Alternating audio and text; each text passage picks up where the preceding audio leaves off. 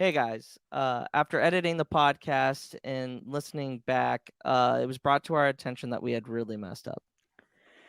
We took away from Hera, who was the vocal point of this episode, and spent too much time talking about Thrawn and putting all the focus on him. In the future, we will do better. And once again, we are deeply sorry about this. Now enjoy the episode. Greetings and salutations, everybody. Welcome in today for episode 90 of the Podwans podcast. I'm your host, Char J, joined by my co-host, Luke. How's it going? And Hereth Productions. Welcome back, everyone. Hope everyone's having a great Thursday night. Today, we're going to be discussing Season 3, Episode 5 of Star Wars Rebels, known as Hera's Heroes. Obviously, we're going to be diving a lot of Hera Syndulla, and then her backstory with the Calicori and Thrawn and all that good stuff. All right. We got 3 guests on today to talk about Hera's Heroes. Luke, Hereth, ready to go? Absolutely, let's go. Let's dive in. The Jedi Knights are all but destroyed, and yet your task is not complete, Inquisitor. The Emperor has foreseen a new threat rising against him. The Podwans Podcast. And we are back. All right, so our first guest on today, you might have seen him last week on the Antilles Extraction. He comes back again for Hera's Heroes. Let's bring in 1/3 of Rogue Council Podcast, Chase Ed Ford into the black. I'm so sorry. I haven't showered in an entire week. Oh, no! I can smell you from here. Good God. Anyway, Chase, welcome back. Thank you Thanks. for coming on. It's been so Appreciate long. it. I know, it's been a whole week. Right. I love 7 how we're just- exact days. I love how we're just going to go ahead and just, milk this bit. We love bits here at Pod Ones. Big know? bits. Changed their shirt and everything, you know what I mean? Yeah, definitely not the same shirt. Big bits. Good one, Chase. All right. Chase, where can the good people follow you? Twitch and TikTok. Forward into the black. Damn it, he froze. But I'm No, he's sure good. it was He's good love now. of the delivery. So Chase, what do you do on Twitch? What games do you play on Twitch? I mostly play Elite Dangerous and Star Citizen. I used to stream Resident Evil. I might stream Resident Evil 4 when I get back from London, but Yeah, we'll actually see. came out a few days ago. So that'll be fun. Those days are behind me. Speedrunning We're days. returning now. Oh, jeez. But anyway, yeah, thank you for coming back. Talk about Hera's Heroes. Right. And our second guest, he hails from across the pond. Luke Hereth, you'll be seeing him real soon. And Chase. He is one of 2 hosts of the Stark Sisters, where Podwans has reactions for Game of Thrones. And let's bring in Bale at Grandmaster Bale. Ew, it's my roommate. Hi. Unfortunately, I'm to be Harry's roommate. You guys are going to cuddle? Ooh, We're not that twisty. how cute. So Bale, how are you? I'm excellent, mate. How are you? Good, Oh. good. I'm assuming you're here because Thrawn. Yeah, I was trying to think of the Thrawn quote that would line up with that. Back- It didn't. wait. Hold on. Mid-Thrawn Naruto. So, Hereth, you were clutching your chin earlier. Was that a Thrawn reference as well? Yes. Okay, good. I was glad that I God caught damn that. it. I'm glad Yeah, that I caught I'm here for Thrawn and Thrawn alone. He's my sweet cheese. my a good old good time boy. Why? cheese. Good Um, time. Oh man. And yeah, that's the main reason I'm here, honestly. Yeah. But it's actually a fantastic episode. It's probably my most rewatched one. Like I have watched this probably about 30 times. It's fantastic. There you go. Well, I'm glad you're here to talk about this episode in particular. Yeah. I'm glad to be here. But Bale, where can the good people find you on the social Well, media? they could find me at Grandmaster Bale on Twitch. Not Twitch, sorry. Twitter. I don't use Twitch. Ignore me. In due time, maybe. In due time. On Twitter, maybe on Twitter and TikTok under Grandmaster Bale, and every Sunday for Game of Thrones reactions on the Stark Sisters. But yeah, that is where I can be located. Should you actually want to find me, which you probably don't, but there you go. All right, and our third and final guest. It's been a while she's been on. She was on for what was the last Rebels episode she was on? It was I want to say she was on for it was like last Hera um, episode, right? it was like Strike something. I actually wasn't here for the episode, but I know that she was on. But I'm sure that she'll let us know when she comes in. Let's bring in Kier at Mandalorian. Hi. Hello. Hey, how you doing? I'm good. You were right. You were not there for the last episode I was here. So what episode was that again? Oh God. It was the one with, no, I don't know the title, but it was the one with Leia where she pretends like she's not the rebel. Oh, that's right. Yeah. Wait, Yeah, Char was on that one. She was on my. No, yeah, no, he wasn't because it was my birthday. It was your He birthday. wasn't on. I wasn't on the season 2 interaction with Kira. I know that for sure because I was watching Wakanda Forever. Well, I don't know. I don't know where everybody was, but it doesn't matter because we're here. We're here to talk more Hera. Kira, where can good people follow you on social medias? I am on TikTok and Instagram and Twitter, all at Mandalorian. Awesome. And Kier, it's been for me, it's been a while. How's the kid doing? Hi. She is 9 months today. Hey! Oh, Nice. Yep, she's That's doing awesome. great. She's very cute. She's we sweet were little girl. the first podcast, so kind of. That's right. That's right. Yeah, you were the first podcast. So. Has the crying settled down a little bit? Is it a little bit more calm? Yes, Okay. she sleeps through the night now. It's great. She only Nice. cries when she's hungry. So There you we're go. figuring it out. Yeah. That's Just awesome. like Well, I'm me. glad that you had some time to come here to talk about a little bit of Harrison Dula with us. Oh yeah, no, of course. Anything to do with Hera. Are you kidding me? I'm there. I'm cosplaying her. We're bounding her at Celebration in a few days. So Awesome. I'm excited. I love her. It's gonna be great. Yeah. But let's get into the icebreaker question for this episode. So we get introduced to the Calicori in this episode. My question is, And that's what it looks like. and Yes. that's what it looks like. Hell yeah. So if you had a version of a Calicori, what material would you use and what would it look like? That's a good question. Banging question. I'd use it gotta vary. You can't all have it one material. That's dull. Right. Okay. I'd have a bit of Beskar in there, bit of chromium, bit of Durasteel. There's what's the name? It's the material that Rose has on her Hazy and Smelt. Hazy and Smelt. That's the one. I have some of that in there. I'll mix it up for each member because everyone's unique. Tells a better story, tells a better narrative, and obviously mine will be made of Beskar because I'm obviously the coolest. But yeah, I'll go with that. Farthest from the truth. My God. Oh yeah. No, I believe Bale. That is the truth. Alright. Thank you, Char.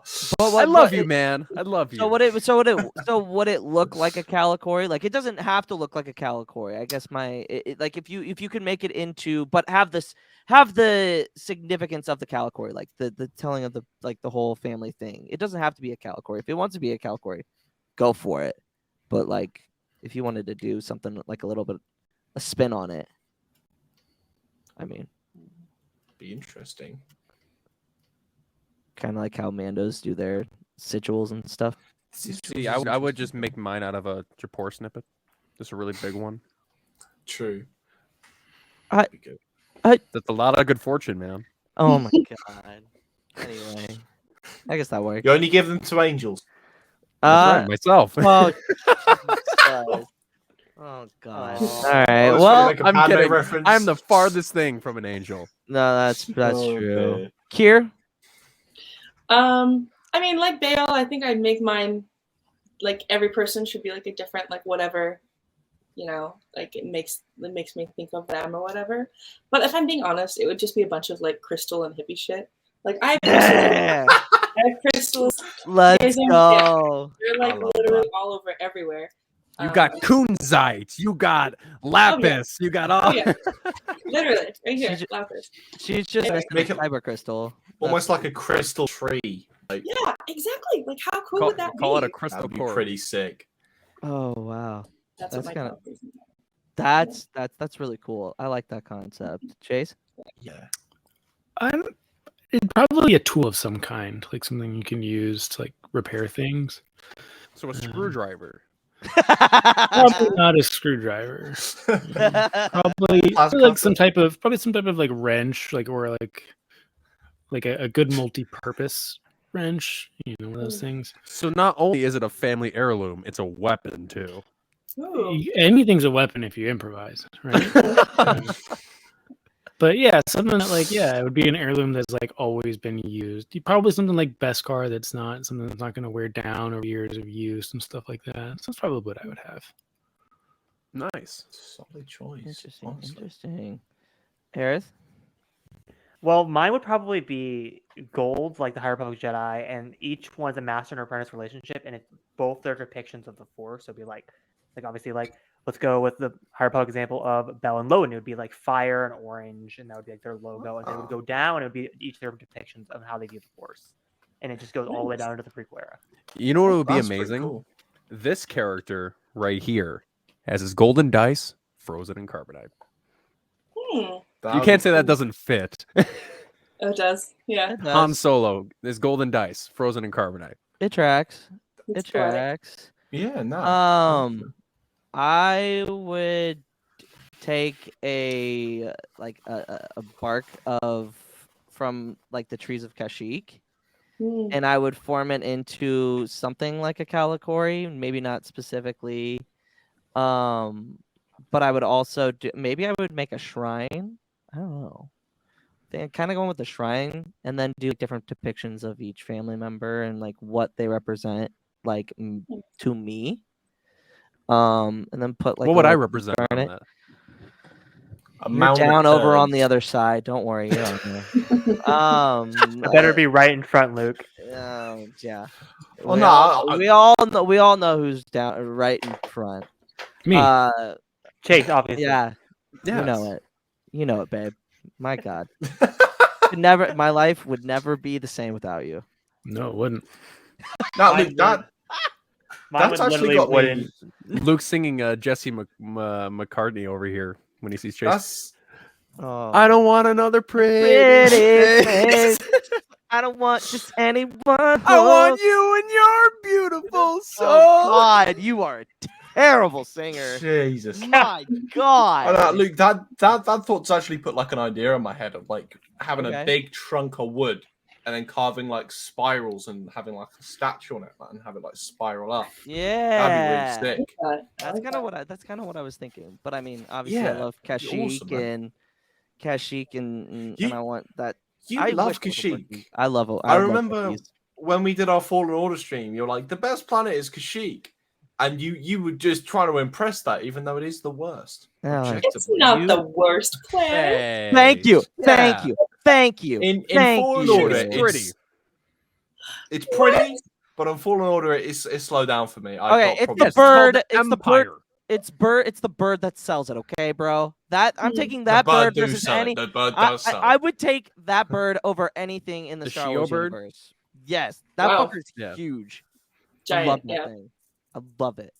Him and Yeah, he's a cool bird. the beautiful helmet it wears. Mhm. Dude, just put Beskar on. I honestly, I'd take it over a Mythosaur. Like, I'd love to Everything see that can't have thing Beskar. Yeah. Gravy. A native bird on Kashyyyk just flying around with a giant Beskar helmet. I Yeah. don't imagine that'll be at all attractive to bounty hunters. No, That thing would not probably at be all. dead within a week. That's the sad thing. hey, we don't talk about killing the bird. Yeah. Okay. I'm not I mean, saying Luke, I'd I do mean, it. you can give it a gold helmet, give it an Electrum helmet. Did one. I mean, Mhm. my character does in D&D does have like a dragon scale gold armor now, which is cool. Why am I not surprised, Luke? Why am I It's not? so cool. Yeah, we'll talk about it later. But we are going to now talk about the story of Hera's heroes.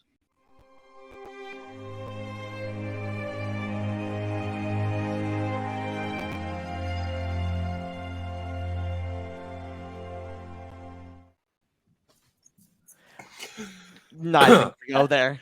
Not even gonna go Luke, there. What's the plot of the episode? I thought it was just Lars Mikkelsen saying Calicori like 20 times for 20 minutes straight. Basically, Hera helps out Cam, and and come to find out, the Imperials are getting smarter, aka Thrawn's there, and Cham needs some help. apparently the Imperials have taken over Hera's home. We see a lot of background and story building. It builds on the last episode that we saw Cham in and Hera in.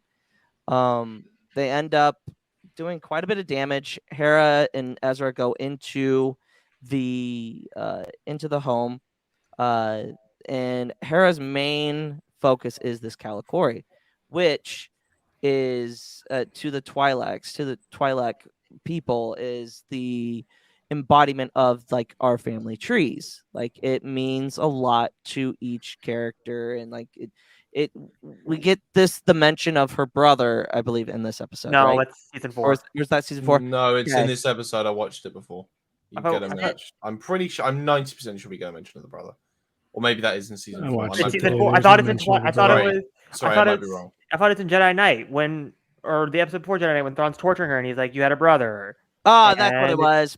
That's Also, what it was. Luke, I was gonna make a joke. Actually, no, you might be right. Sorry, ignore And me. Luke, I was gonna say. Also, I thought you're gonna every time you say Kalikori, just say it like Thrawn, like Kalikori. Kalikori. Kalikori. And then we meet douchebag Imperial officer who's a racist piece of shit. Who's also a dumbass. Yeah, I hate that guy. That guy's the worst. Like Okay, you're not him- talking about Thrawn. Thank God. No, him Yeah, and we're talking him about and, Thrawn. no, we're not talking about Thrawn. Him and the general from Outpost. Those two are on the same levels of pieces of shit. So I just Admiral also. Constantine. what's Those two. that, Admiral Constant? No. I No, thought you the meant. one that's in- Ignore me again. I'm being an idiot. I just love how he has to point blank be like, "Look, it's Hera, you dumbass. I have to explain it for Yeah. freedom." Yeah, the guy's not the brightest officer in the Imperial office, you know. Slavin but- needs a lot of help. But getting back to Cham and Hera's relationship, what role did Cham's pride play in his Strand relationship with Hera? Even going back to the episode where we first meet Cham in Rebels. I feel like their relationship has gotten a little bit better, but it's still you can still kind of see those moments.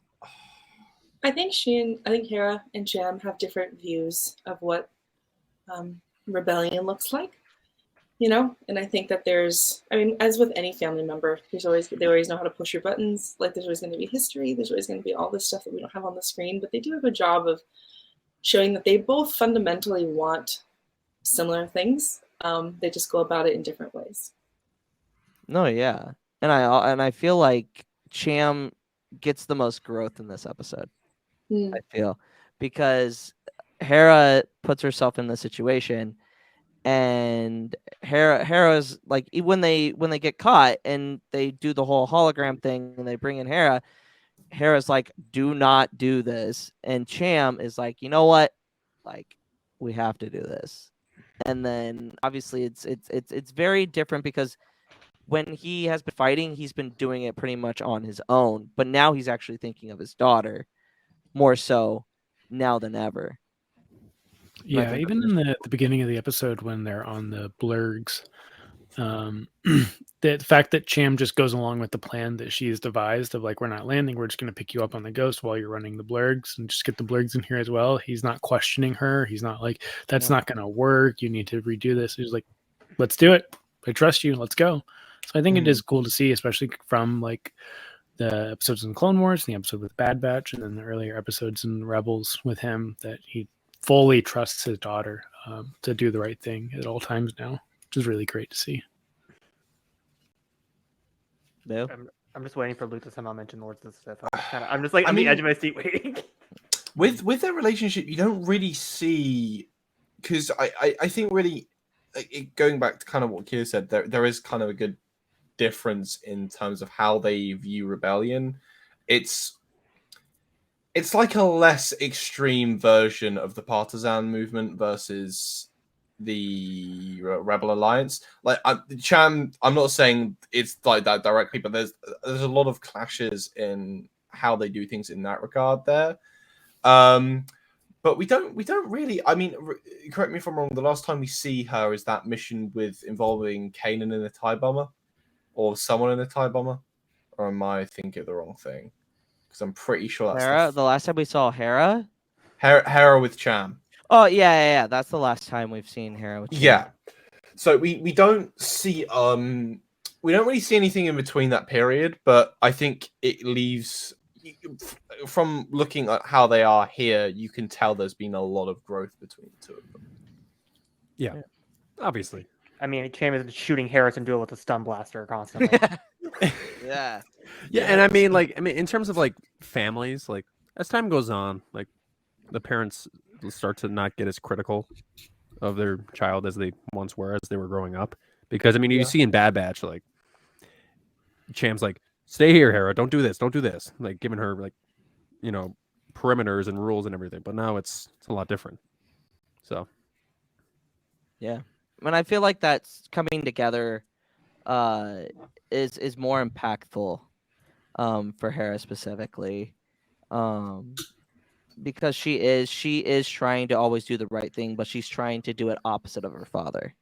yeah, I mean, we learned that in that one episode where Cham does come back. Yes. Because when they were trying to fight over the mission, and you had Gobi, turning on them. Yep. And Cham wants to fight for Ryloth, but Hera wants to as well, but she won't jeopardize the Ghost Crew. Yeah. That's the whole debacle. Yeah, and I mean, also, a big thing about this episode is like we get a little bit more backstory on Chopper, and we get to see the down Y-wing. And go ahead, Bill. I was going to say, we have a lot of callbacks to Clone Wars in this episode. We get Thrawn makes a direct reference to it. We have Chopper's Y-wing. We also have Numa's appearance and that was the blue Twilight you can see on her armor is the same. She's painted the colors, I believe the colors of Waxer and Boyles. And I think it even says one of their names in Arabic on it. Like there are constant small mentions to the Clone Wars throughout this episode. I think it's quite an important theme in that regard. No, yeah, absolutely. Moving My on. favorite reference is that Ryloth is France. Yeah. Yeah. No, yeah, because they have like French. They all have French accents. Yeah. They all have French accents. I was about to say like the joke from like WandaVision. I request elaboration. Yeah. No. Yeah, that is true because but Hera's pretty much gotten rid of her accent except for that one time when she got really intense with Cham in that episode in season 2. But no, like it's watching that relationship build, and kind of because when we first see it, it's kind of fractured a little bit. And every single time we see them together on screen, it keeps getting better and better and better. And I feel like that's one of the only like father figure to a daughter or a son that we really see a good mending of the relationship in Star Wars. Because if you think about it, like Luke and Vader, like Leia and Ben, Han and Ben. Like, if there is one with a good relationship, they've probably been killed in about 10 minutes of showing that good relationship. Because I guess that's the same kind of thing with Jin and Galen. Saw, because she screams at Saw about how she left him with a blaster at 16. Yeah. So it's nice to see that a father figure is able to mend things with their child and not have it be too traumatic or be at the last second of dying for it to really killing her. So yeah. And Vader technically. Well, and Vader, yeah. But we get our first interaction. Like this is Thrawn's first interaction with any of the rebels. Like communication or like actually seeing the opposite side of the opponent. And Thrawn, obviously, and I'm sure Hereth will touch on this in interconnectedness, so I won't touch on it too much. Obviously, he's been doing things in 2017. He's been doing things in the Thrawn books at this point. But he is very meticulous on, and you can see that in this episode. He's constantly looking at, like the commander's like, oh, it's just a useless Twi'lek in this trash, and then he gets upset. And go ahead, Bale. I was going to say it really shows and you can see throughout the episode, it shows the comparison of Imperial arrogance to how Thrawn operates. You look at how Cham introduces the conflict they've had at the beginning of the episode. He says, yeah, that all of a sudden their attacks are becoming swift and decisive. Thrawn. You look at Slavin's treatment of Hera, like, go back to the kitchen, you're not worth anything. She's just a slave. Don't give her any attention. And then the second she starts talking, you hold your and then you look at Thrawn, who's calm, decisive, and can look at her and see that something's not right. It's a real contrast. Even at the end of the episode, they completely fumble the bag, and because Thrawn's not directly involved. It's a very good comparison of why the Empire on this kind of level is just terrible. Yeah. I also feel like Thrawn noticed that something was wrong, not necessarily because of Hera. I feel like Hera would have gotten away with it, but Ezra was in a scout trooper outfit, and I feel like scout troopers are not normally guards in an Imperial garrison. No. So Thrawn clearly is going to look and be like, something's up. You know what I mean? So I like to blame Ezra for them being instead of Hera. Always blame Ezra. Yeah, I mean, it's on brand. Yeah. Always blame Ezra. I wish Carter was here to not defend himself. He even Carter, the biggest Ezra stan, would admit that Ezra fucked up on this one. I mean, and also you also have to remember who they're dealing with. Thrawn is by far the most intelligent Imperial besides Tarkin. No, he's better. I think Tarkin he's isn't.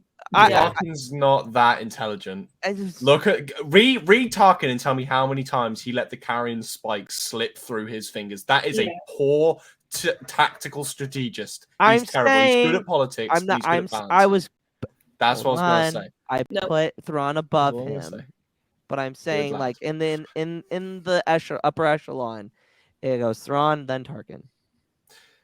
I disagree too. I think Tarkin's just good at playing the game, and Tarkin is just he knows how to go on top. And he knows how to steal, and he knows how to look he knows how to work around the Empire because he was working around the corrupt Republic for many, many years. Yeah. That's the thing with Tarkin. But getting to the question, how does Hera's encounter with Thrawn reflect the ideological differences between the rebels and the Empire as a whole? I mean, the Empire is very systematic. It's very, even if we just look at Thrawn, and maybe Thrawn puts himself above the Empire in a lot of ways, but still he's there for a reason. Everything's very calculated. Everything is done because there's a number that says it needs to be done this way, right? Whereas I think even the conversation that Ezra has with Hera, Hera's like, oh, I really screwed up. I risked everyone's life just to get this little trinket. And it's like, no, we wanted to help you with this. Who cares if it's a trinket or a family heirloom? It's it means something to you, and that means it means something to us. So we're willing to take the risk for you. Whereas the Empire is just that does not exist. I mean, last week's episode you saw it's just they're basically talking to the TIE pilots like they're expendable. Whereas that's not the case with the rebellion. You can also see a lot of ignorance in regard to the treatment of the Calicori by anyone pretty much but Thrawn. Because again, slave in regards to it as trinket. Now, believe me, I would have thought if you're doing an invasion of a planet, you're stealing someone's home, you would know if you're a good, you should, it shows just a complete disregard. And it also links into the Empire's entire thing just against any aliens, which was kind of baked in after the separatist regime fell. Even that can be brought into it. It's, the differences are stark and mostly viewable in this episode. Here. Oh, sorry. Were you waiting for me? I'm sorry. No, you're fine. I didn't know if I had anything additional to say that hasn't been said. Sorry. No. No, you're fine. No, you're all you're good.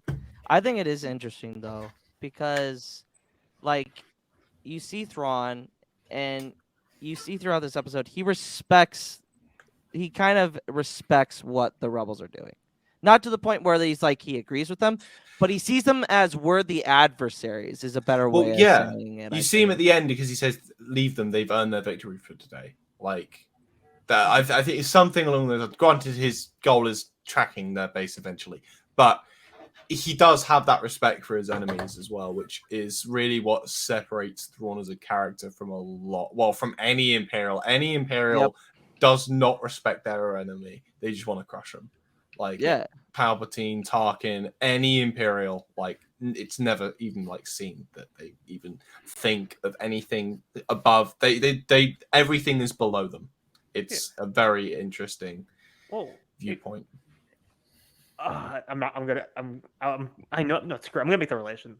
It's how Thrawn views the rebels is how his relationship with Thras is in Lesser Evil. He views it as a game of chess, essentially. He's playing a game of chess with his enemy, and he's like, you know what? You got me in a checkmate. You won. You can go. Have fun. Yeah, I mean that's really true. That is so true. It can work like that, yeah. But yeah. Is there anything that you guys wanted to talk specifically the story that my questions might not have had? Let me take a look at my notes. In the story, not particularly.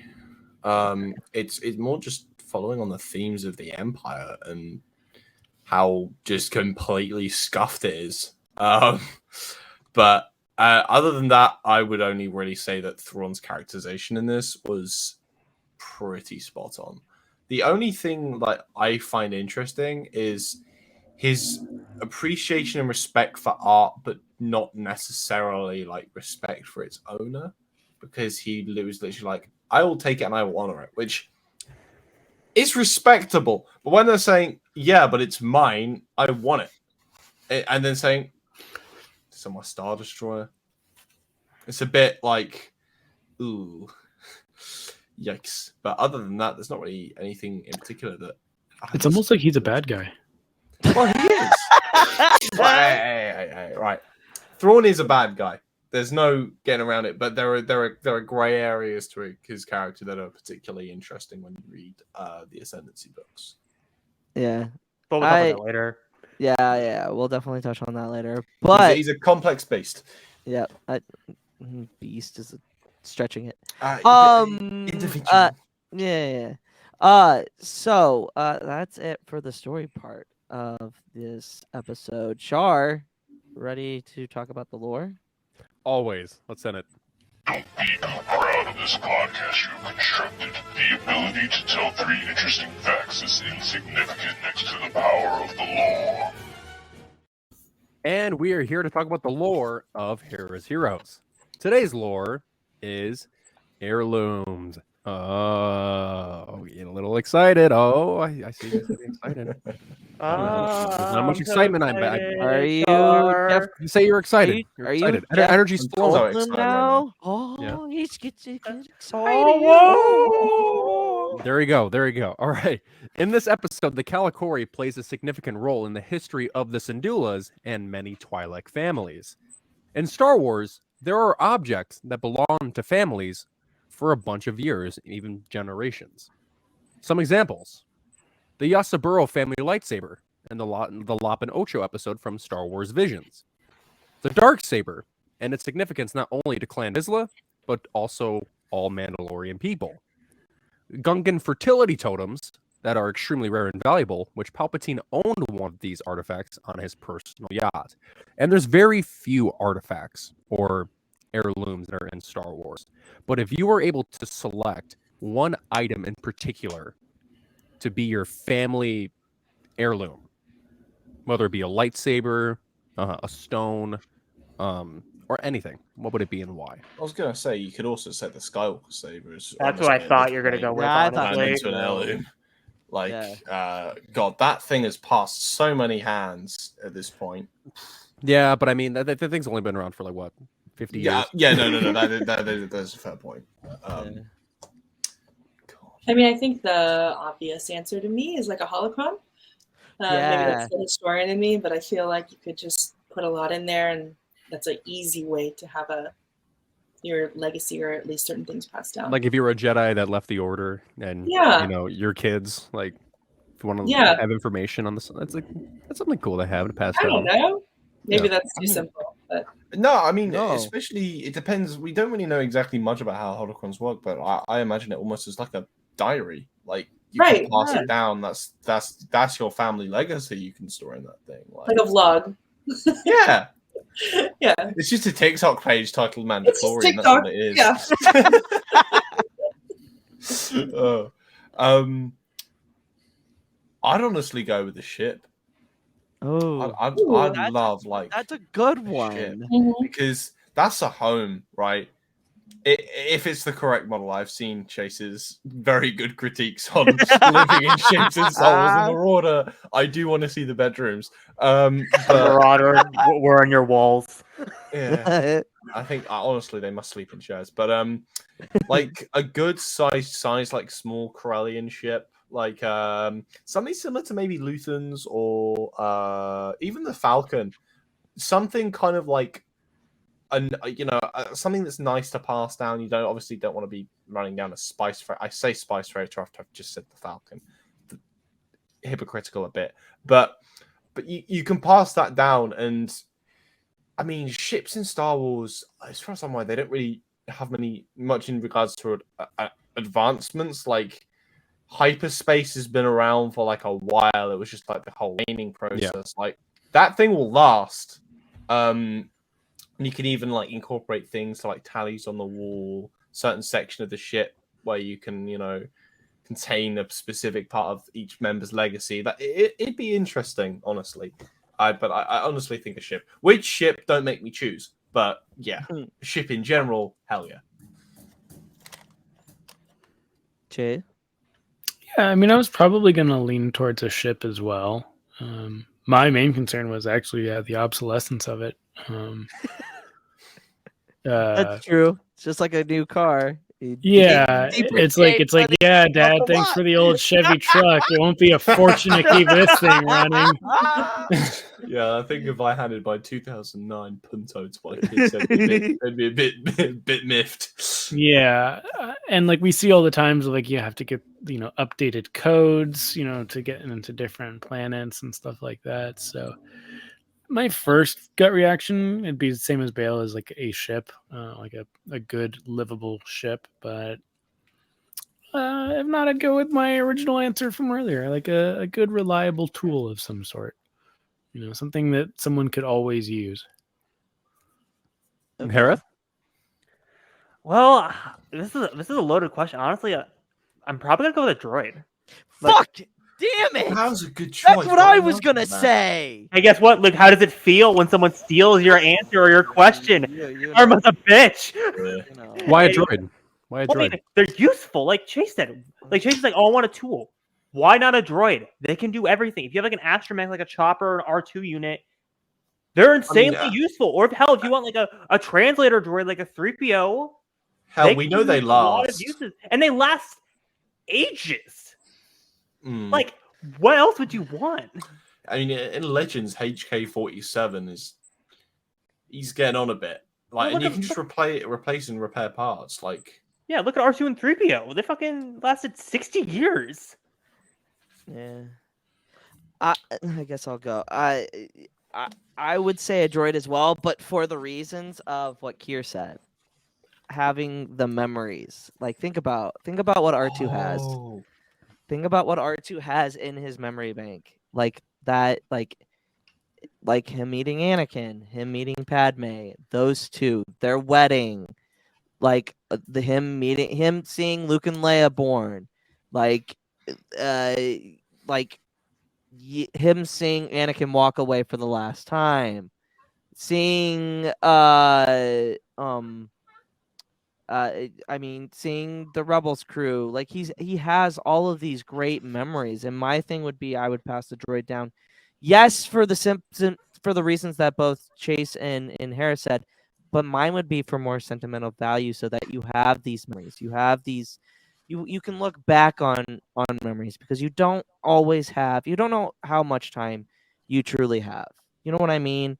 And you want to be able to savor those memories for as long as you possibly can with the people that you care about, the people that you love, and that's why I would choose a droid, because yes, they are the R2, for an example, is one of the greatest companions in all of Star Wars, and I will fight a lot of people on that because I honestly think that he might be the main character in the entire saga. Because That's a bit of a stretch, but I mean, That's an R2D2. interesting take, No yeah. one's fighting you on R2D2 being the best companion. 'Cause Yeah, everyone loves Chopper. R2. He's not a very good companion. He's a Chopper- good war criminal. yes, he's a war criminal. Like Chopper does a lot of good things, but like I go back to R2. Like R2 is And R2 is like, more iconic. when I see R2, I'm just like, man, buddy, you've seen it all. You've truly True. seen all of it. I'd like to throw BD1 in there as a good droid companion. Yeah, BD's a good one Oh as my well. god, But like I Chopper, love BD1. Chopper is useful. He does have a data bank. Like you can still have those memories, and like the connections that these characters have with the droids specifically is something that I feel like passing down as an heirloom Oh, would be very important. We could look at all of Star Wars and different droids, like obviously like Cassian and K2, Cassian and B2, or not B2. Oh but yeah, Mr. Bones and Snap Wesley, and like Yeah, you can say B2 or K2. yeah. Droids are I great. We love Bubba BB-8, Brasso. Oh, BB-23, and I feel bad for forgetting the main character's name of Resistance. I feel so bad. Sorry, I'm fake Resistance. Kaz Kaz and Kazuno. Yeah, Kaz CB23. Yeah, CB-23. Like you have like so many different connections through Star Wars through droids. Yeah, it's like it's like having a dog that never dies, or a pet that never dies. Why do you say a duck? No, I said a dog. He said a dog. Oh, they said a duck. I mean, duck. I'd love a pet technically, duck. you do have. I You would can love a own. duck You that you can wouldn't you can die. have a duck that. I was I thinking mean- more like a parrot or like something like that lasts like, Nah, dogs are Hereth. superior. Just but like something But- that lasts like ages. Like that's why I thought parrot. yeah. No, yeah, and that would be my reasoning for. What's the getting lifespan on a droid. porg? Yeah. Oh, good God. Or So we have a ship. We have a ship, and then Kier, what was yours Holocron. again? A holocron, and then we have a droid. We have a droid, and then for me, it would be a kyber crystal. I was thinking Kyber Crystal too at some point, but I just switched over to droid. Damn. Kyber crystal necklaces do go hard. I Yeah. would also say lightsaber, but I went with the droid because of the sentimental value of that. And I mean, you can also put that sentimental value on the lightsaber. You can put. I mean, my lot of my oil whole baths. my thing is like the sentimental value. You can pretty much put that on anything, but I feel like it's more in on the droid than anything. But those are all great answers. Like it Yeah, it they're all all makes amazing. sense. Yeah, it's fantastic. Like here we go, another Char lore section where it's like you get deep meaningful value. Like you never know what you're gonna get with this segment, to be honest. Mm-hmm. You never know until we get to emotional damage, which I'm expecting next week is going to be emotional damage. Which I'm actually surprised not a lot of you did lightsabers because I mean the first one that I said, the Yasaburo family lightsaber from Visions, That's the true. one that Lop uses. Well, I'd like to think that my ancestors would be good with it, but they'd probably just chop their own head off or something. stupid. Yeah, Maybe. this They'd isn't probably- genetic. I don't quite know how I'd feel if I just watched my son accidentally chop his like hand off with it. I'll be like, don't bring out the break bagpipes. lightsaber. That's the family one. I mean, Bale, I'm Um, surprised you didn't say lightsaber because with how much you talk about like Game of Thrones swords and like the family I history of love swords a getting Game of passed out. Thrones sword. So I thought Yeah, you'd go lightsaber well, because of its meaning of like getting handed down from person to person to person. A sword and a lightsaber feel different to me. I don't know, because lightsabers like break a lot. Swords don't really. They get Well, dull. they Yeah. can, yeah, but like they're still there and they're still like semi-functional. I don't know. Depends on the kind of metal you're going with. Yeah. If it's a fictional one, they can like never like lose their edge or. You mean like a muscle lightsaber? grow. Or I mean, it could be No, because if the emitter breaks, it's Well, 'cause I mean, busted. Bale, you have to because Palpatine's lightsaber is made out of frick alloy, which literally you can't break that with a lightsaber. Can you not? The material is so it's basically like another. Is form that of is that a Beskar. canon thing or a Legends thing? It's canon. Yeah, frick Is alloy. it? Oh, I didn't know. It's a very rare material Or- It's like Beskar then in that respect. in the sense. Yeah, or like the dark saber is I the didn't know obvious that. answer. Like Yeah. The dark Dark sabers- yeah, it literally is made of Beskar, yeah. Yeah, but no, yeah. Those are all really good answers. All really good answers. Char, Yep, and that's it. and are you gonna segue? Let's into dive Hera? into the interconnectedness of Hera's heroes. In my experience, there's no such thing as luck. All right, we know we're here. We're driving this back home to where we belong, where we were 20 minutes ago, to the discussion that we all been waiting for, and Bale kind of hit on a little bit, and I felt a little bit sad. But anyway, we'll hit it anyway. So, how does Great Admiral Thrawn's use of art to gain insight into different cultures to defeat his enemies align with his portrayal by Timothy Zahn in both canon trilogies? You can either talk about his depiction in the current Rebels trilogy with Thrawn, Thrawn Alliances, and Thrawn Treason, or you can hit the Ascendancy trilogy with Chaos Rising, Greater Good, and Lesser Evil. This is probably the best depiction of Thrawn there is in Star Wars. Because, and whilst he certainly there are certain points where he feels to be portrayed just as the antagonist, which as the villain, not an antagonist, because it depends how you look at Thrawn. But I think in this episode was really true to his writing in source material by Timothy Zahn. I think in both the Ascendancy trilogy and the Canon trilogy. Chase? Yeah, I mean, I've only read the first, well, I should say, the Heir to the Empire trilogy and the first canon trilogy, but yeah, I mean, I think just the way they depict him in this episode, obviously with the Kalikori, but even just like the great moment of like when Slavin is like still trying to yell, and he just like without even looking, is like, my apologies, and then continues on with what he was saying. It was just like he definitely believes himself to be a cut above the Empire, and I think really does look down on most of the Empire, and wants that to come across to someone like Hera, someone who he does value, even from a tactical point of view. So yeah, I do like this episode because of that. It's pretty great. Here? Yeah, they both of Jason and Bale said that really well. It feels more like the Thrawn from the books. It's hard to. There's so much of Thrawn in the books that isn't in like TV or the movies, obviously, and so it's hard to convey the complexities of such a layered character, especially in the movies, because it's a lot of like, this guy's a good guy, this guy's a bad guy, and Thrawn is both and neither. And so it's difficult to portray that in like less than 30 minutes in an episode, right? Right. But with what we've got, it feels more in line than some other Thrawn instances we see throughout Rebels. And I feel like it's interesting because it's like this is a children's animated show where you have to really show the differences between good and evil. Yeah. And It's limited by its balance, like genre. They have to kind of make him evil, which I'm not saying he's not bad. He is, but there's ways of portraying it that they definitely didn't bring into this, and that's why I'm hoping that if he does appear in live action, they try and make the effort to portray every side of Thrawn, not just evil man Thrawn. Yeah, which is hilarious because I wrote this question like a week ago, but now actually it's relevant again because Twitter was talking about it all day today. People feel very strongly about Thrawn, right? Like and he's one of those characters that's very easily controversial, especially if you haven't read the books. You know, you see a very different person. So exactly. But like also, like, here's the thing, while we're talking about the Chiss Twitter's stuff, dating one of the biggest Thrawn fans is a blessing and a curse.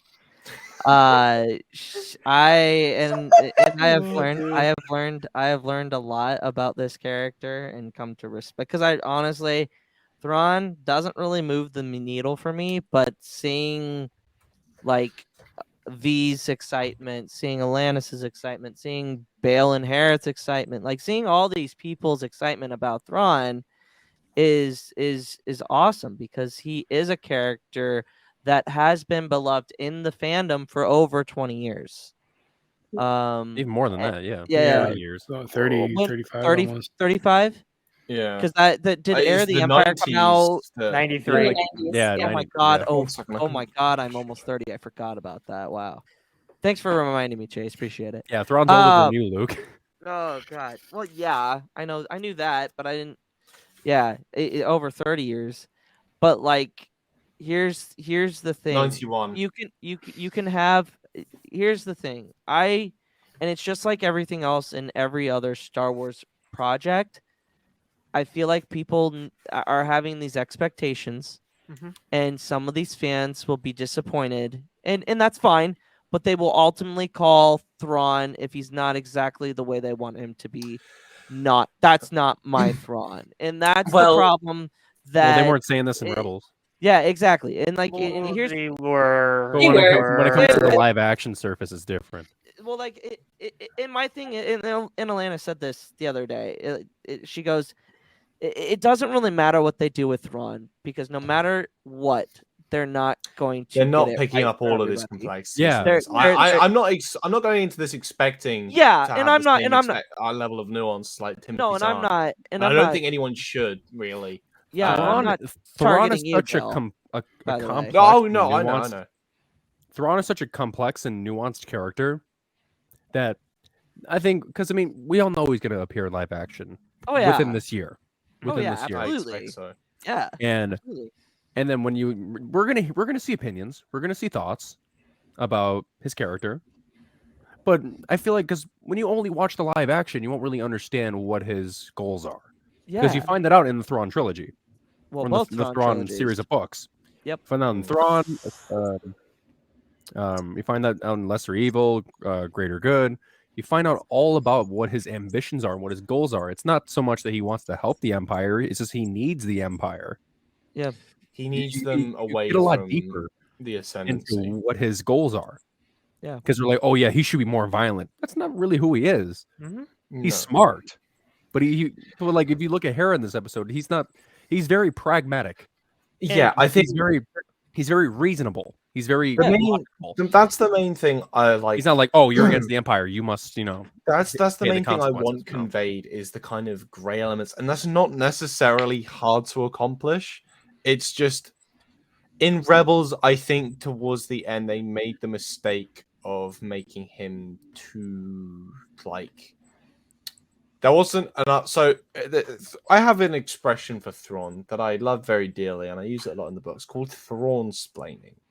You don't get the Thrawn splain of a lot of the things he does in Rebels, specifically towards the end, where he doesn't show any of the Empire's narrative. It kind of just makes Thrawn look like a heartless bastard, and that's not necessarily the case. I'm not saying it's out of character. I'm saying it should have been looked at more. But And and that's the problem with that though, Bale, because you're talking about two different mediums where you're talking about where you can have that, you can have that, and like you don't have that time to do that in a television show where he's just and most of the time he's doing the mansplaining to the audience. So it's an interesting. Like personally, I'm just going to be happy that Thrawn's going to be on the screen. I don't really like. At the end of the day, unless they do something absolutely horrific to his character, I'm going to be fine. Like I hope I'm he just gonna becomes a sit there. ballet dancer. Oh, I would love Thrawn as a ballet. I mean, so Thrawn dance like this artwork. Curves and indications, just a slow tempo. That's where you get your Thrawn splaining right there. Oh yeah, we love the Thrawn splaining. All through interpretive dance. I know Kier saw this tweet, but I'm definitely gonna put this up on the screen because I do feel like it's relevant to what we're talking about. Okay. I put this on Twitter today in response to all the news. I said, I've been saying this for a while. I bet money it's not going to make any sense in Ahsoka. Then a year from Thrawn's story being finished, we will get a book that is all about Thrawn and Ezra during those 9 years that we're missing out to fill those gaps for what he's doing and what his motivations are. And I mean, Tizon has talked about writing Ezra in Thrawn's story. He said Right. he wants to. I want him to get some more books in with Thrawn. Because I honestly, whilst a lot of people are saying he's going to appear, I don't think he's going to be appearing a lot. I think we're going to get a couple of kind of like Boba Fett in The Mandalorian kind of level. Like we're going to get him a couple times. I don't think we're going to get him much in much detail. He's gonna be a big player in Ahsoka. Well, so was so was Moff Gideon, but we only actually look at how much screen time we got for Moff Gideon. Like we really didn't get much of Giancarlo in season 1 until season 2 of Mandalorian, and he was that big of a player. I honestly don't expect we'll get much more Thrawn than we got Moff Gideon in the first season of Mando or the second season of Mando, because they can be the big bad, the head of the snake of the enemy, but you may just not see them. Like. That's fair. It really just does depend how they're going to do it. There's a lot of ways it can work. There's a lot of ways it can fail. There's a lot of ways it can be great. Like we just don't know at this point. And I really hope that people go into this just not expecting Timothy Zahn himself to be monologuing Thrawn. Essentially, just live adaptations are very different from the source material. That's just a fact. And unfortunately, I think a lot of Thrawn fans are going to have to accept it because it's not going to be executed well necessarily. Yeah, because my whole point was like on Twitter was like, don't jump the gun immediately. Wait for Zahn to kind of, because Zahn's going to make another book being like, Thrawn, like as Bale said, Thrawn explaining every single piece of motivation and what he's doing. I mean, there is an episode in Rebels where he kind of Thrawn explains. Yeah, and also we get it in this episode a little bit too. Yeah, he Thrawn explains a little bit. It's just not We to just the love the extent. Thrawn explaining. It's not to the extent of what we're used to. Yeah, sure. of course. But that should wrap up Interconnectedness. Char, are you ready to drop some mad facts? I am. Ooh, it's my favorite bit. 3 interesting facts about a certain Rebels arc that you didn't know about until now. Part 29, Hera's Heroes Edition. Fact 1. Concept brought into animation. As designed in concept art, the Syndulla estate has a central channel of water in the main floor, a sign of prosperity in a desert environment. Fact 2. Fireworks return. In the attack against the Imperials in the canyon, we see the return of Sabine's colorful explosives. Fact 3. The debut of a familiar face. This episode marks the series debut of the Imperial Scout Trooper, commonly known as the Biker Scout. And there you have it. Those are the 3 interesting facts about Hera's Heroes. Is that real? Yeah. Wow. No, this whole time, Char has been making up all of the facts. None of these facts are He's real. bullshitting us, guys. Wow, we got. I didn't know that. Yeah, no, I didn't either. I was surprised. Yeah, did you ever see? Have you seen Ezra wear a Scout Trooper helmet yet? But oh yeah, Oh, is that's it Ezra true. wearing it? Or the Scout Trooper that's appearing? that's true.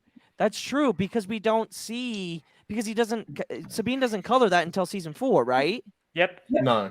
And you can see that Yes, galaxy. sorry, which yes, is really right. cool. Oh, that's okay. Wow.